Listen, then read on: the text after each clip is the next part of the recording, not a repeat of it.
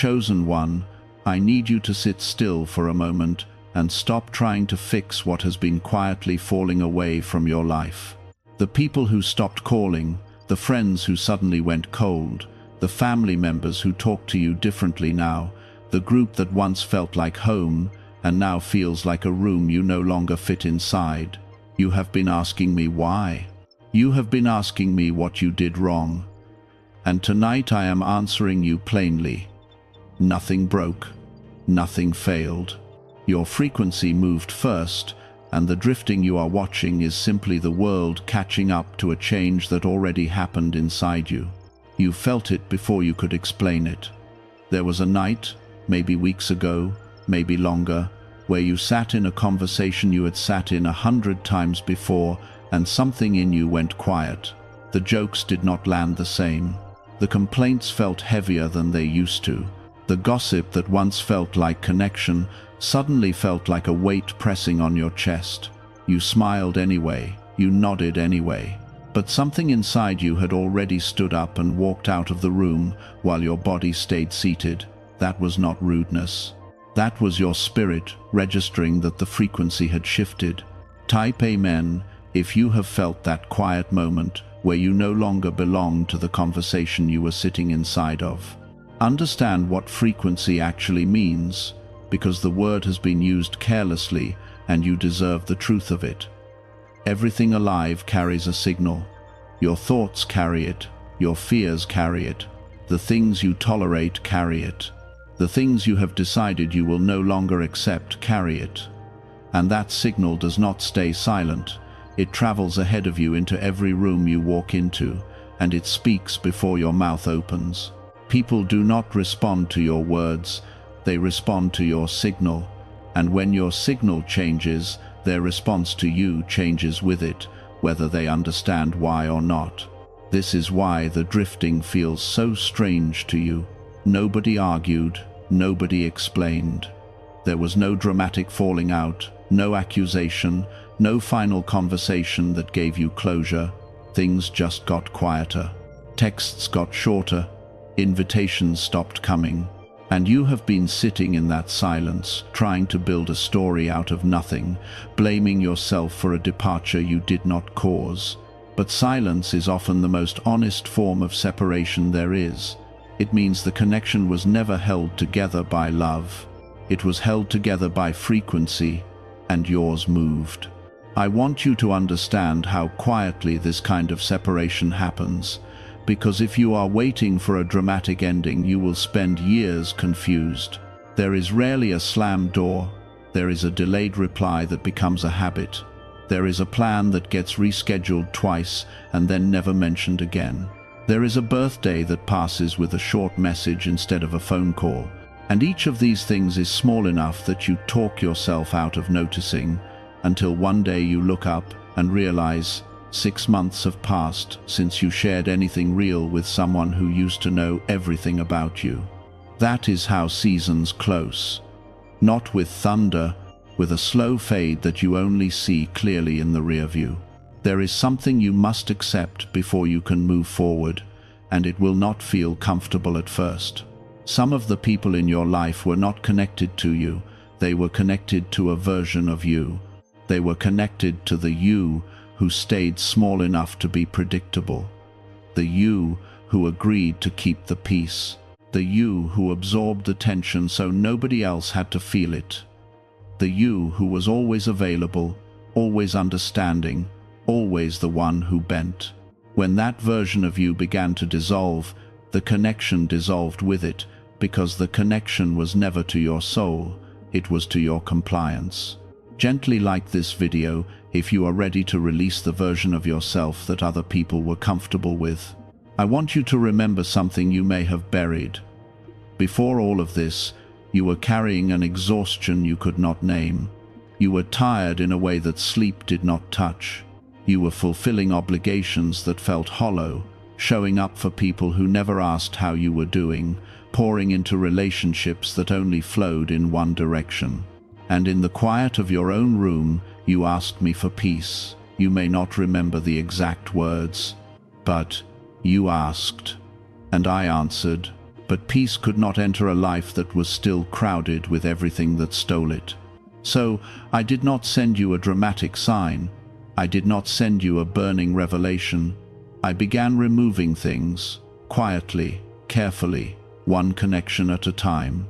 And because I did it gently, without announcement, you mistook the answer for abandonment. You thought you were losing. You thought something was wrong with you. But I was clearing the space that your peace needed in order to exist. Emptiness is not always punishment. Sometimes emptiness is preparation. Sometimes an empty room is the only honest sign that something is about to be moved into it. Think about how you would clear a house before renovating it.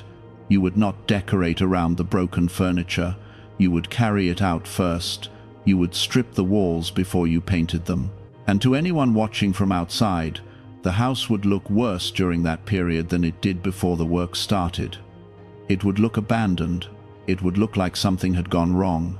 That is exactly what your life has looked like to people watching from the outside, and sometimes to you as well when you catch your own reflection late at night. But nothing has gone wrong. The furniture is being carried out. The walls are being stripped. And what comes after this is not a repair of the old room. It is a different room entirely. Now hear this carefully, because your mind has been building a case against you. It has been whispering that you have become difficult, that you have become distant, that you are the problem, because you are the common factor in every relationship that has cooled. That voice sounds logical, but it is not truthful. You have not become difficult.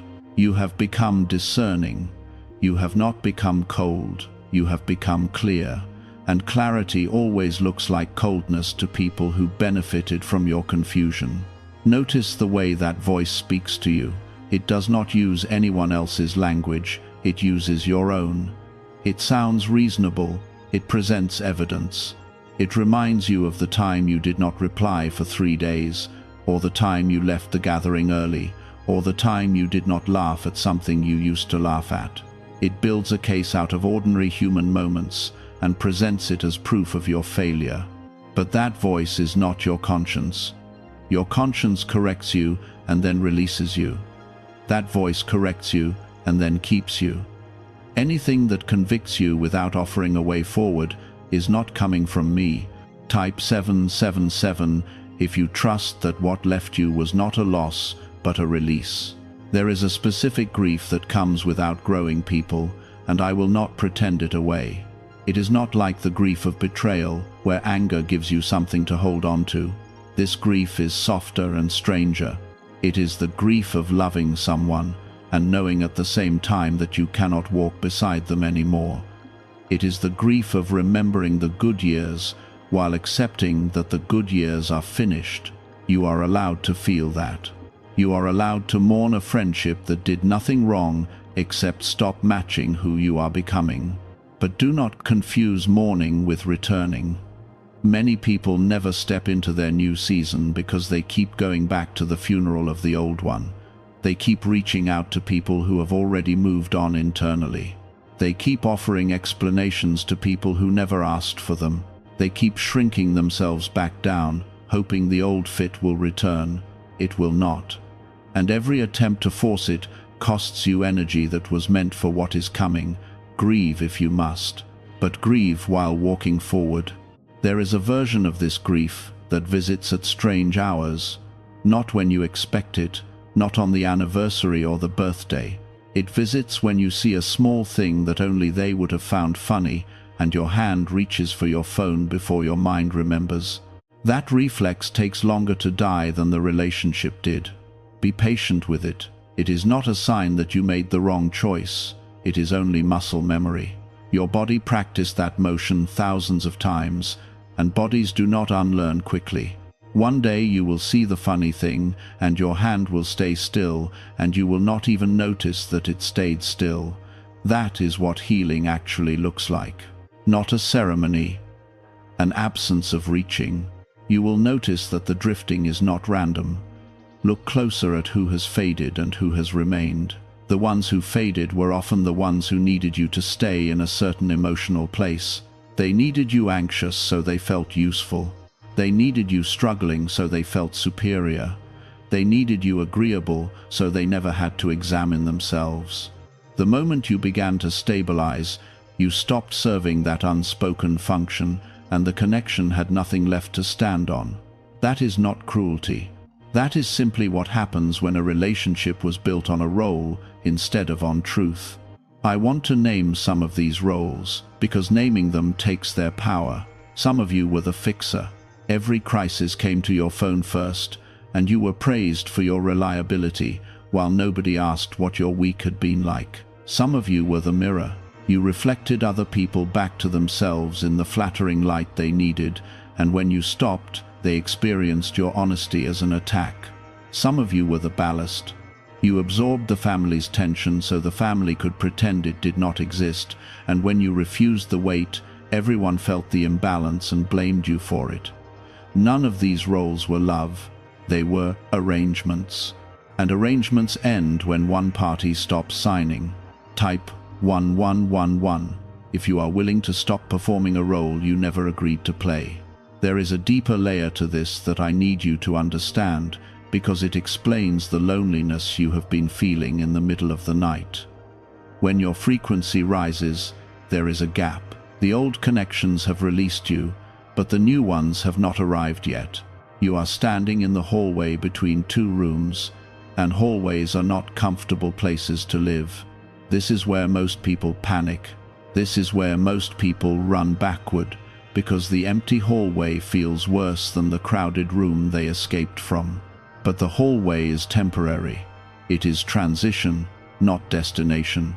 The reason the new people have not arrived yet is because you are still stabilizing. If I brought them into your life while you were still uncertain, still half attached to the old season, still checking your phone hoping the old names would appear, you would relate to them from the same patterns you just escaped. You would recreate the same dynamic with new faces. So I am holding them until you are settled, not to punish you, to protect the connections that are coming. What you are experiencing is not delay. It is calibration. Consider what would happen if I moved too quickly. You would meet someone kind and you would immediately begin performing for them, because performing is what you learned. You would give too much too early because giving is how you learned to secure your place. You would apologize for taking up space because apologizing was your currency, and within a year you would have built the same cage with a different lock. So I hold. I wait. I let the old patterns dissolve in the silence where nobody is watching, because patterns only dissolve when they are not being fed. This is why the silence has been so long. Not because I forgot, because I am thorough. Let me tell you about a woman who sat exactly where you are sitting. She had a circle of 6 people she had known for over a decade. They celebrated every birthday together. They knew each other's families. And then, something in her changed. She stopped drinking. She started waking up earlier. She began saying no to plans that drained her. She did not lecture anyone. She did not announce a transformation. She simply changed how she spent her hours.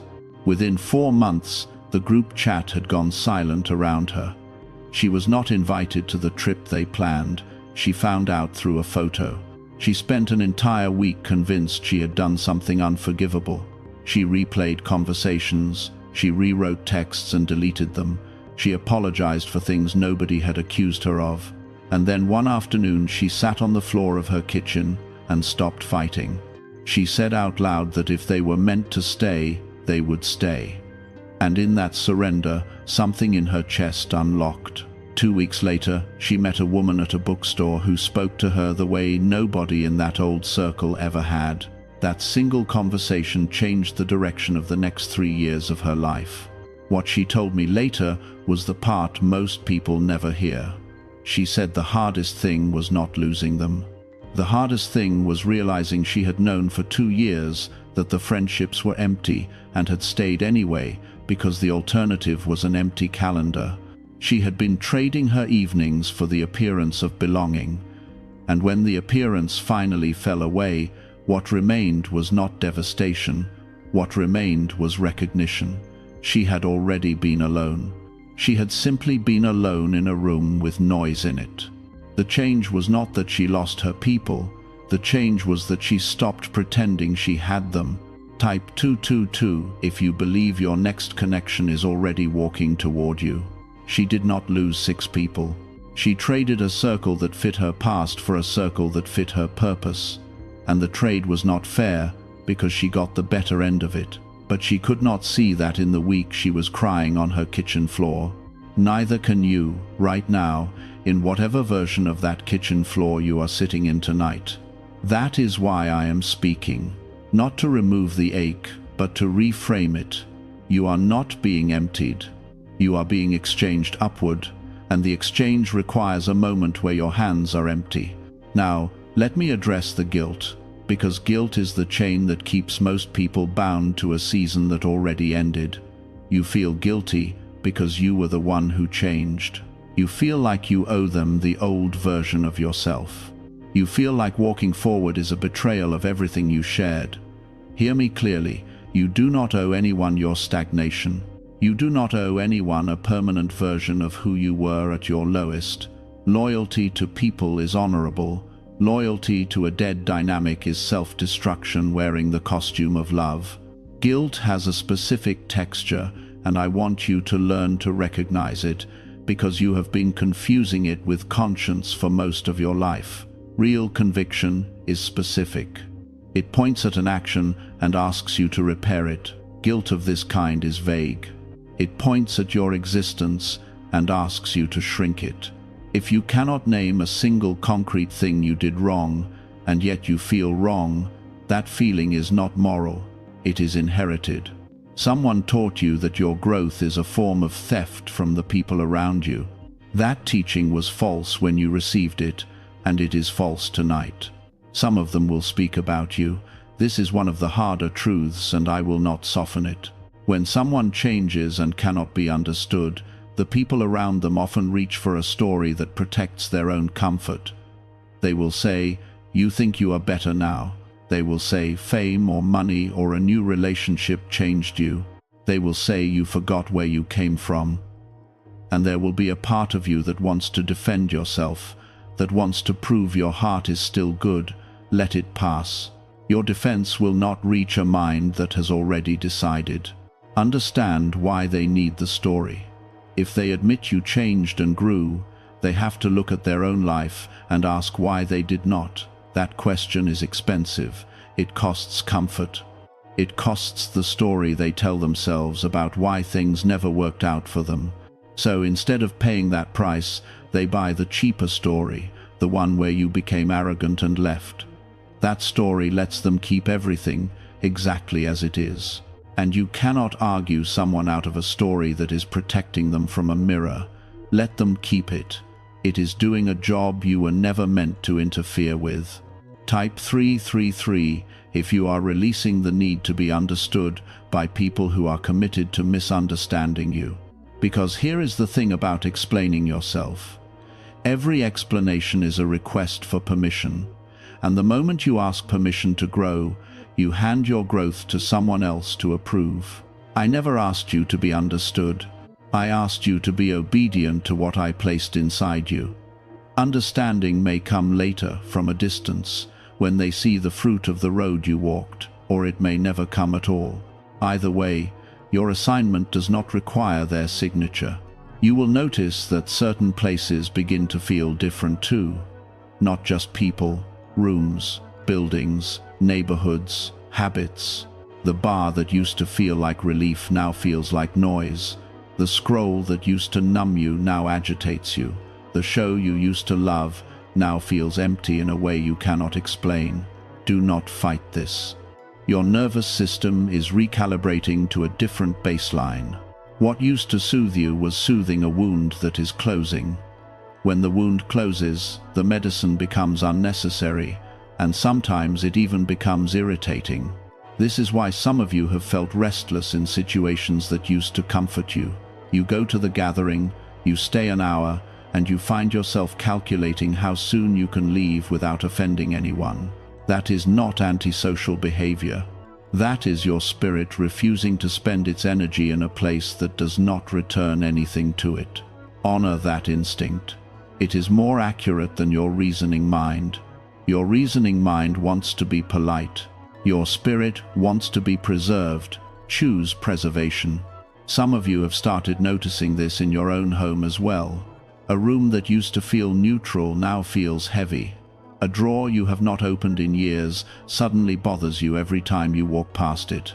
You have found yourself throwing things away without a clear reason, giving away clothes that still fit, deleting photos, unsubscribing from things you once cared about. This is not restlessness. This is the same clearing happening on a smaller scale, and your hands are participating in it before your mind has caught up. Let your hands work. They often know the direction before your thinking does.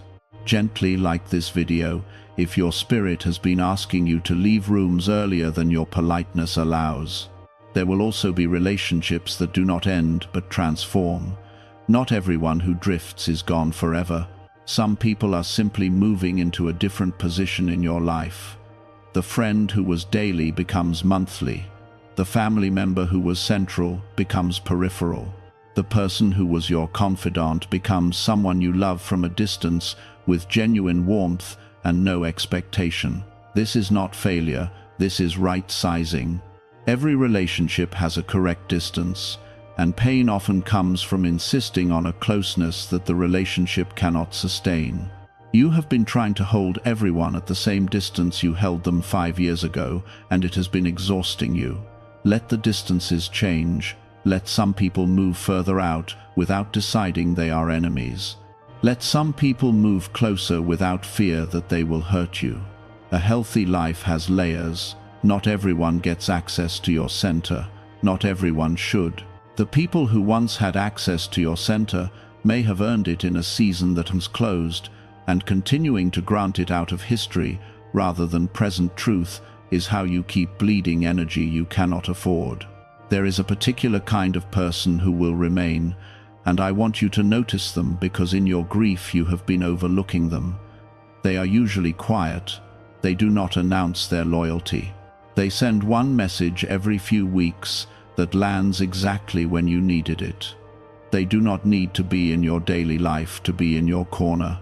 And because they are undramatic, you have been discounting them while mourning the loud ones who left. Look again at your life.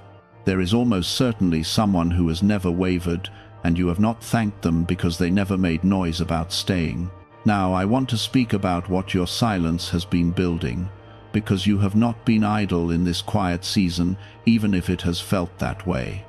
Every time you did not react, you built discipline.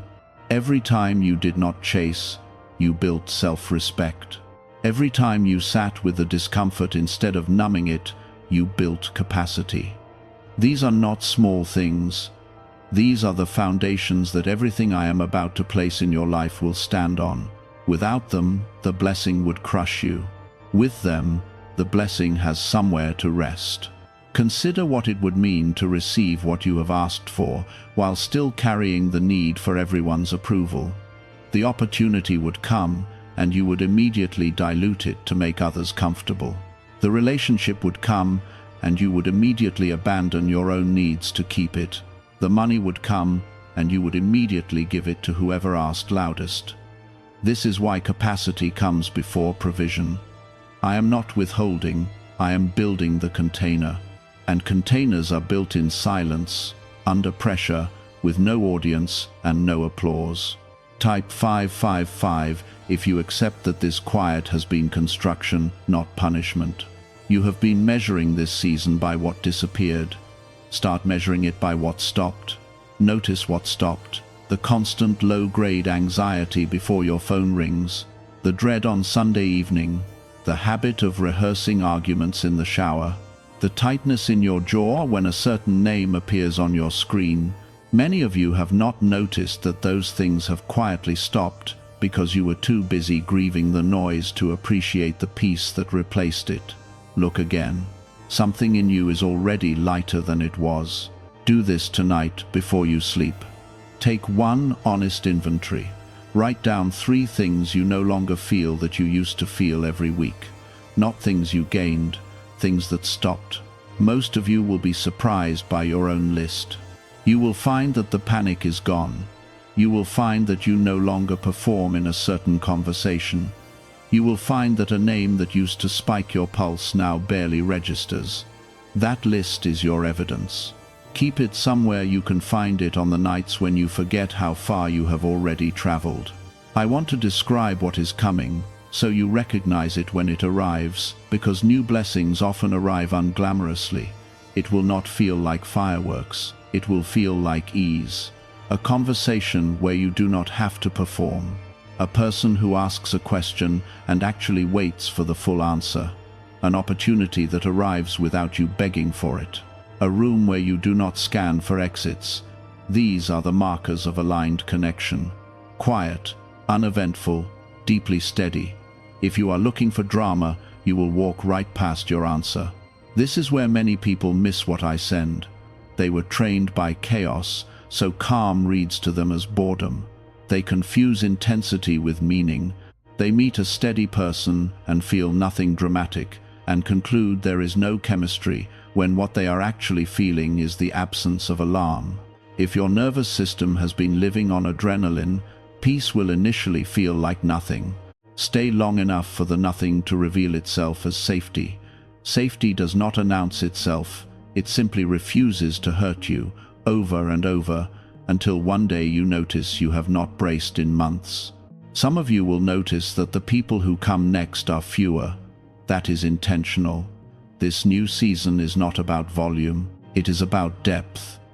You are not being given a crowd. You are being given a few, 2 or 3 people who see you accurately and do not need you to shrink. That will feel strange at first because you learned to measure your worth by how many people needed you. That measurement is being retired. Your worth is being relocated from usefulness to being. Type 1212 if you are ready to be valued for who you are and not for what you provide.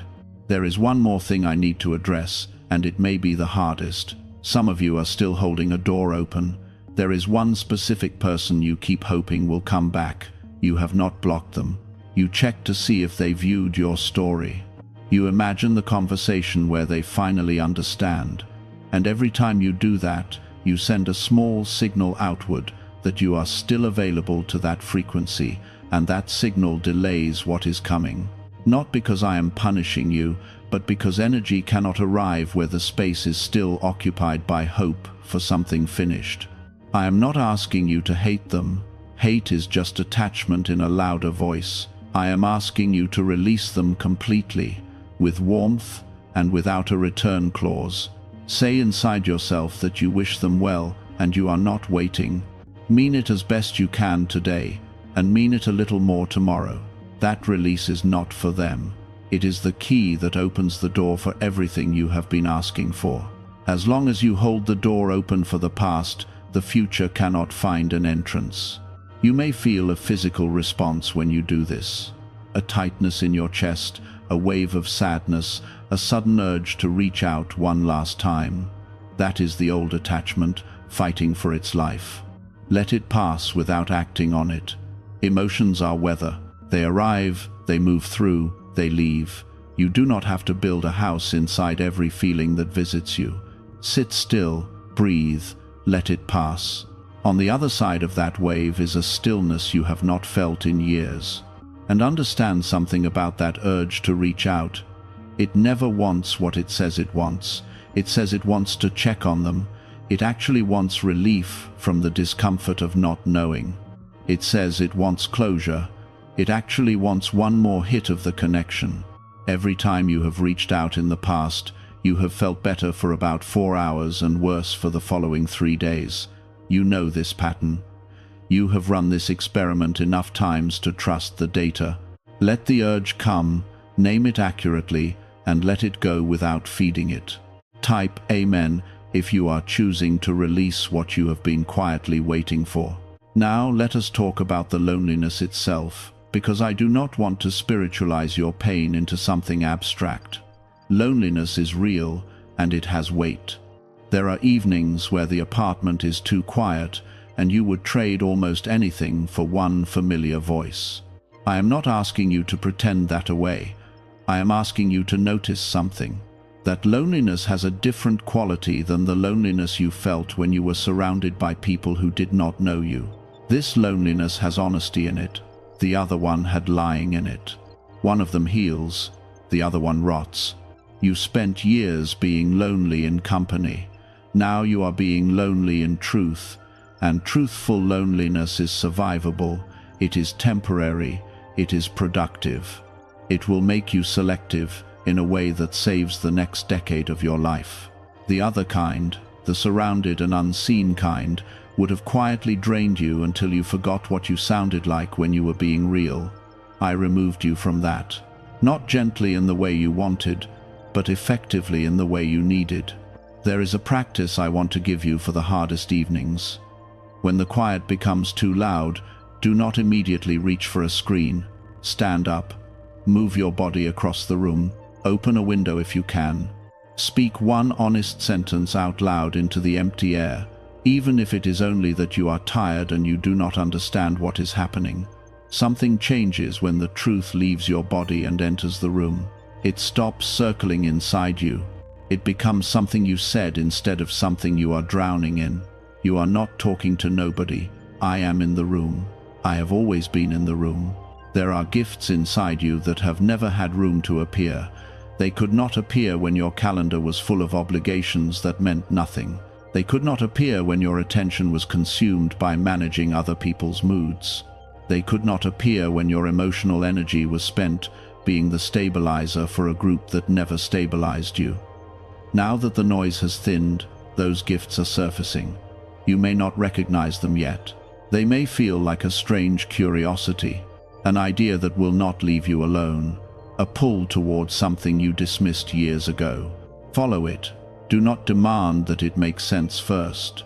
Do not require a plan or a guarantee. Just take the first small step toward whatever keeps returning to your mind. The confirmation comes after the movement, not before. That is how it has always worked. That is how it worked for every person you admire, though they rarely mention how uncertain they felt on the first day. And do not disqualify the small pull because it seems ordinary. Some of you keep waiting for a grand calling, something with obvious significance, and meanwhile, you keep thinking about learning to build things with your hands, or about the neighbor who has nobody checking on her, or about writing down what you have survived. You dismiss these because they are not impressive, but I rarely start with impressive. I start with the thing that will not leave you alone. Impressive is what other people call it years later.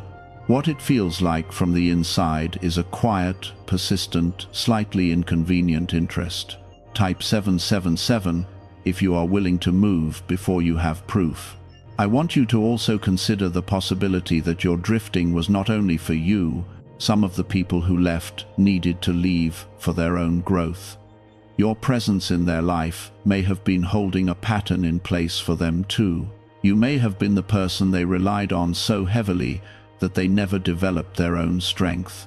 Your absence may be the exact pressure that forces them to build something inside themselves they could not build while leaning on you.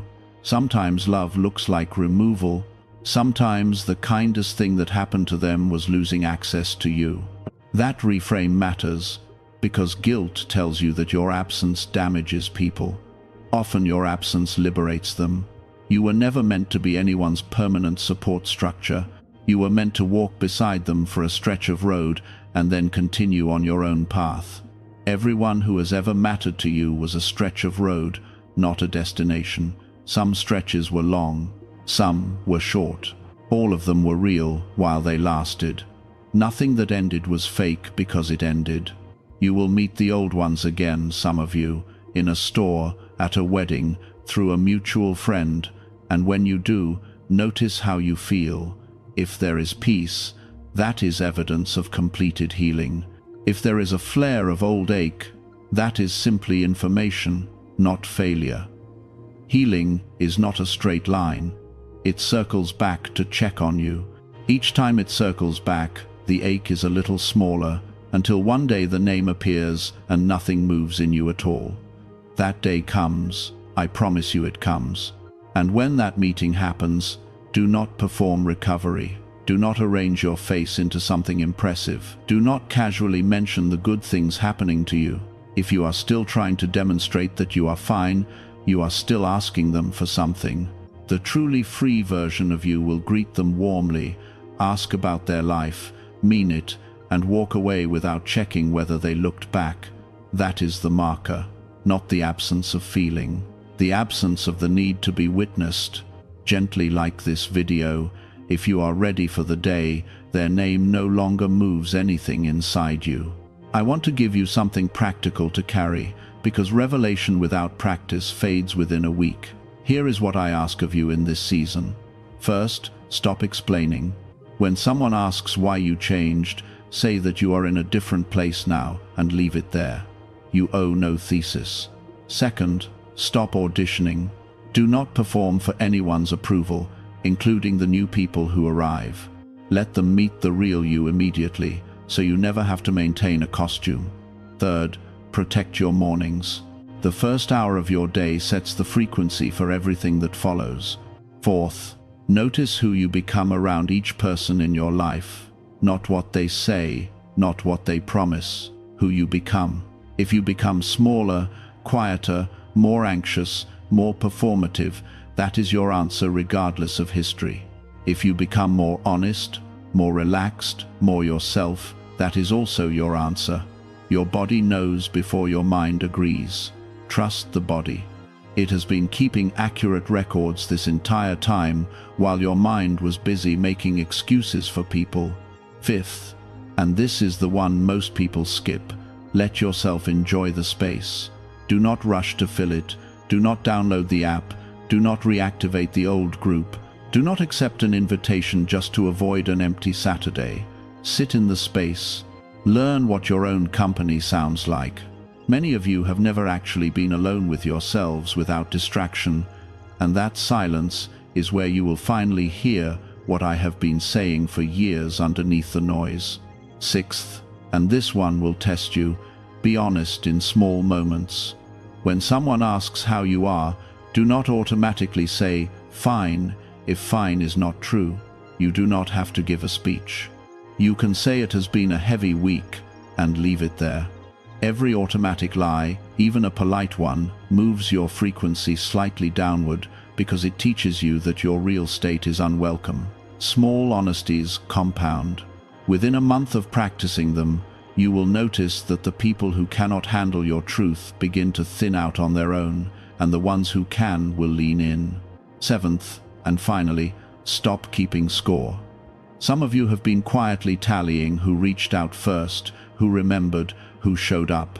That ledger is heavy, and it poisons everything you touch. Put it down, give what you want to give freely, and when the giving becomes resentment, stop giving rather than continuing while keeping receipts.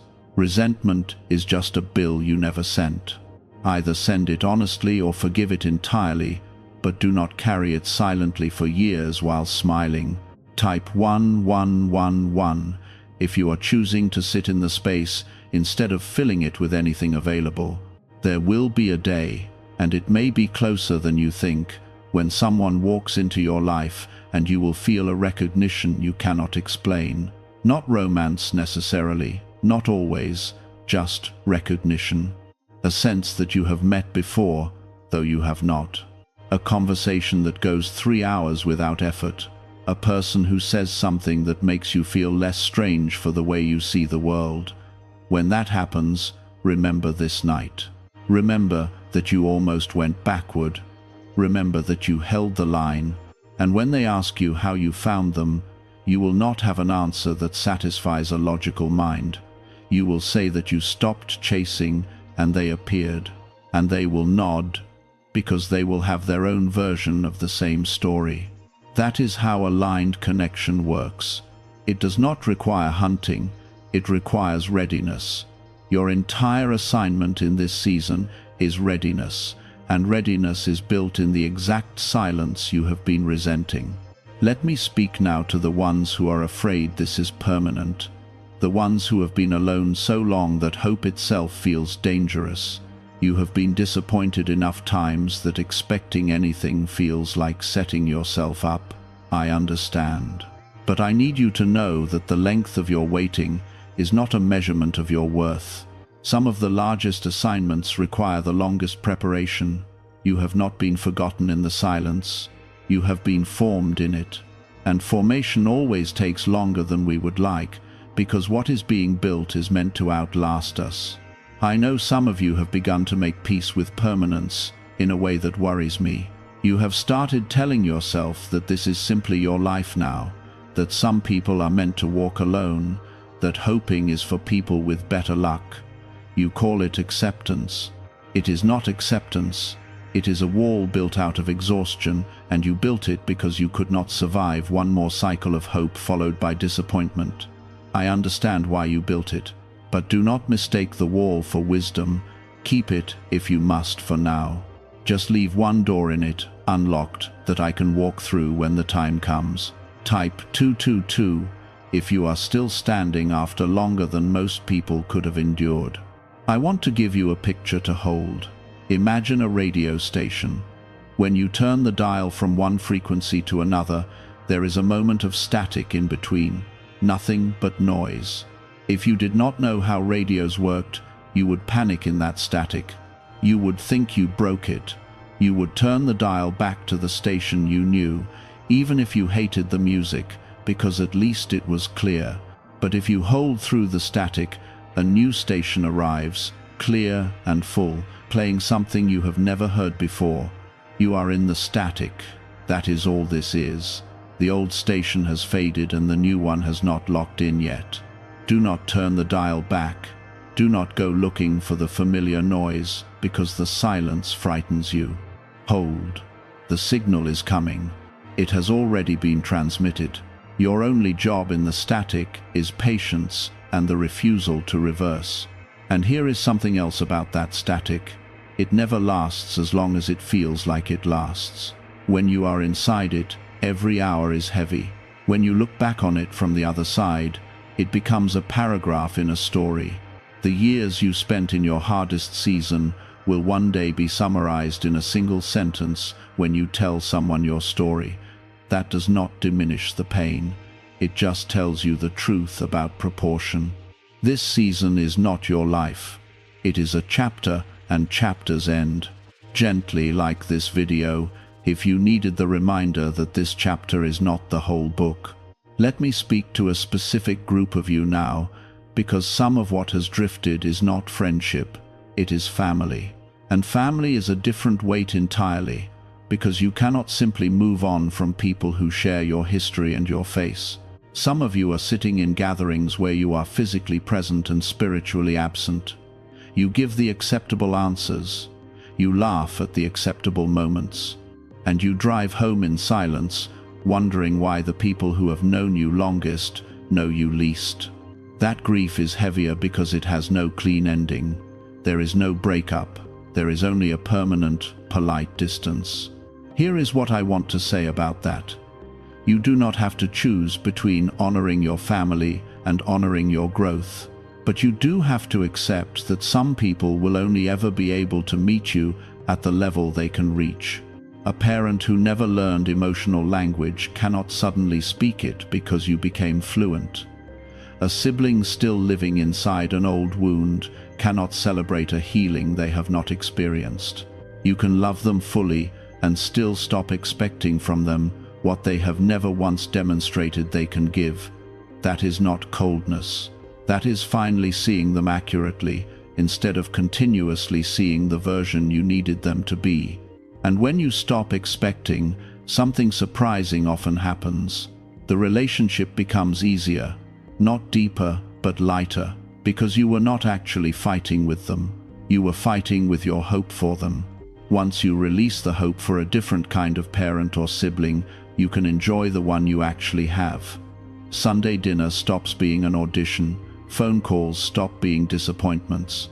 You show up, you are kind, you leave, and you take your deepest self somewhere it will be received. That is not a failure of family. That is maturity distributing your needs correctly. Type 333 if you are ready to love people at the distance they can actually hold. There is one final thing I want to place in you tonight, and I want you to hold it carefully. The drifting you experienced was not rejection, it was reflection. Everything that fell away was showing you something about the structure of your own life. It was showing you where you had built on obligation instead of love, where you had said yes out of fear, where you had kept a seat at your table for someone who never brought anything to it. That information was expensive. It cost you relationships. Do not waste it by rebuilding the same structure with new materials. Build differently this time. Let people earn depth instead of receiving it automatically.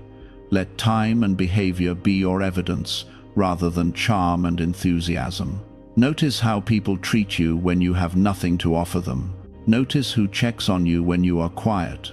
Notice who celebrates you without a hint of competition in their voice. These are the metrics that matter now, not how long you have known someone, not how much history you share, behavior, consistency, peace. And when you build this way, something strange will happen. Your circle will be smaller and your life will feel fuller. You will have fewer conversations and more connection. You will attend fewer gatherings and feel less lonely. That is the mathematics of alignment, and it makes no sense until you live it. Quality does not add to quantity, it replaces the need for it. I want to warn you about one trap on this road, because many people fall into it right after a season like yours. Having been hurt, you may be tempted to close entirely, to decide that people are not worth it, to become someone who is technically at peace but no longer available to anyone. That is not what I am asking. Discernment is not the same as walls. Discernment is a door with a lock on it that you can open. Walls have no door. If you build walls, you will protect yourself from the pain and also from everything I am sending. Stay open, just stop leaving the door propped for anyone who wanders by. Type 555 if you are choosing discernment instead of walls. Some of you are worried that you have become someone hard, that the softness you used to have is gone and that you cannot get it back. Let me correct that. You have not lost your softness. You have relocated it. It used to be spread thin across everyone who asked, which meant nobody received the real thing. Now it is concentrated, it is reserved. And when the right person receives it, they will get more warmth in one conversation than the old crowd received in a decade, because it will be undiluted. What feels like hardness on the outside is often depth being protected on the inside. There is another thing happening in you that you may not have language for. You have started to enjoy your own thoughts. Not always, not on the worst nights. But there have been afternoons where you sat alone and something like contentment moved through you and you did not immediately question it. That is enormous. That is the beginning of a relationship with yourself that most people never build. And that relationship is the foundation for every other relationship you will ever have, because you cannot be met at a depth you have not visited alone. Let me tell you about a man who spent 2 years in a season like yours. He was 38 when the drifting started. He had been the organizer, the one who booked the table, the one who kept the group together for 15 years. And then he got quiet for 6 months during a hard stretch and discovered that when he stopped organizing, nothing happened. No one called, no one noticed. The group he had built with his own hands simply dissolved without a single person asking where he had gone. That discovery nearly broke him. He spent the first year angry. He rehearsed speeches he never gave. He drafted messages, calling them out, and deleted every one. And then, somewhere in the second year, the anger burned down into something quieter. He realized he had not built a friendship. He had built a service. He had been paying for his place with labor, and when he stopped paying, the arrangement ended, exactly as arrangements do. That was painful. It was also the most useful thing he ever learned about himself, and it changed how he related to every person he met afterward. Today he has 4 people in his life. He does not organize anything. 2 of them call him, without needing a reason. He said, "The strangest part is that he is no longer afraid of losing them, because for the first time the relationships are not being held together by his effort, they are held together by mutual desire. And a thing held by mutual desire does not require you to hold your breath. That is what I am building for you. Not a crowd you maintain, a few people who choose you when there is nothing in it for them." Type 1212 if you are ready for connection that does not depend on your labor. Now I want to address the thing you have not said out loud, because I hear it even when you do not speak it.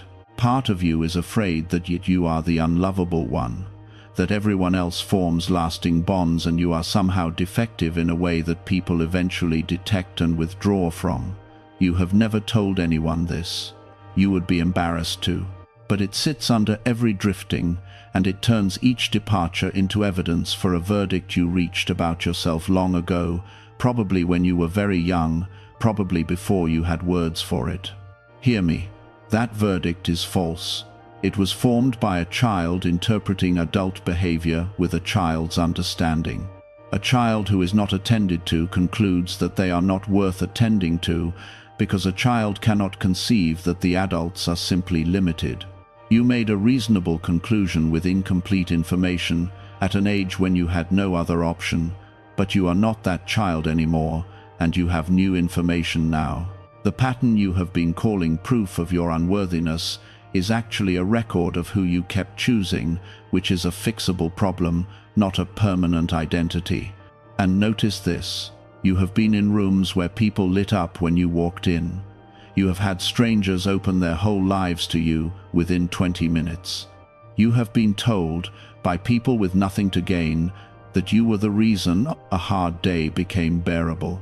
All of that is also evidence, and you have been discarding it because it does not fit the verdict. Stop discarding it. Weigh both sets of evidence honestly, and the verdict falls apart within an hour. Type Amen if you are ready to overturn a verdict you passed on yourself before you were old enough to know better. Let me talk about time, because impatience is the last enemy in this season. You want to know when, how many more months, how many more empty weekends. And I understand the desire for a date, but a date would ruin what is being built, because you would spend the entire waiting period counting instead of becoming. If I told you 6 months, you would put your life on pause for 6 months. If I told you 2 years, some of you would give up entirely. So instead I tell you the truth.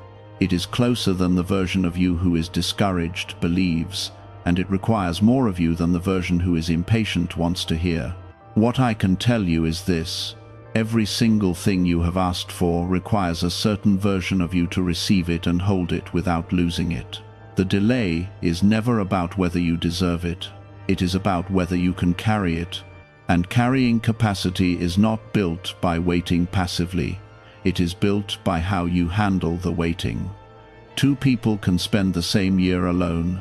One emerges bitter and smaller. One emerges settled and expanded. The circumstance was identical. The difference was entirely internal, and entirely a choice made in 1,000 small moments nobody witnessed. So make those moments count. When the loneliness comes, do not let it teach you cynicism. When the silence stretches, do not let it teach you that hoping is foolish.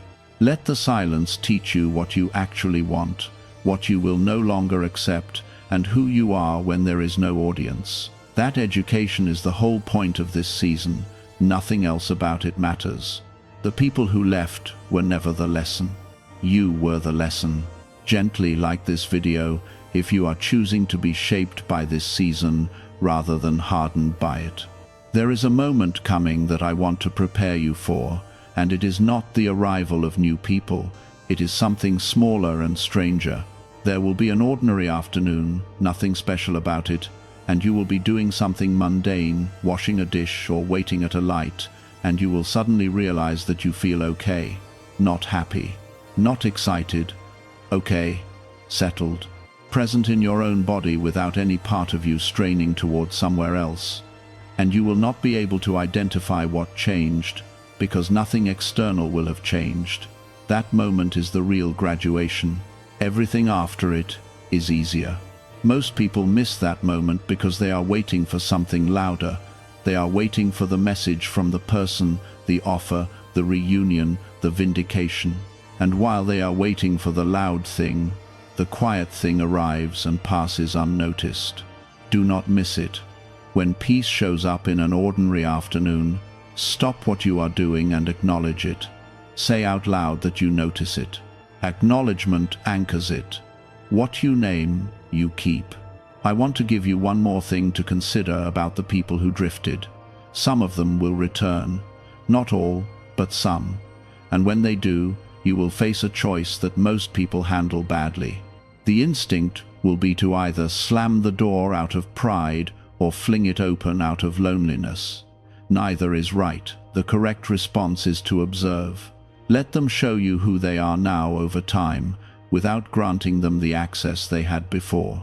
History does not restore access automatically. Behavior restores access slowly, and only if the behavior is consistent. And if you observe carefully and find that they have not changed, that they returned because they need something rather than because they missed you, you are allowed to be warm and still say no. You can wish someone well from a distance that keeps you intact. That is not bitterness. That is having learned. The most spiritually mature people I know are not the ones who let everyone back in. They are the ones who can say no with genuine love in their voice and no guilt in their chest.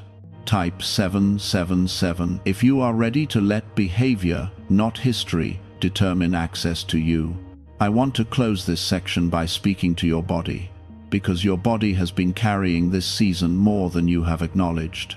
The tension in your shoulders, the shallow breathing, the way you have been sleeping without resting.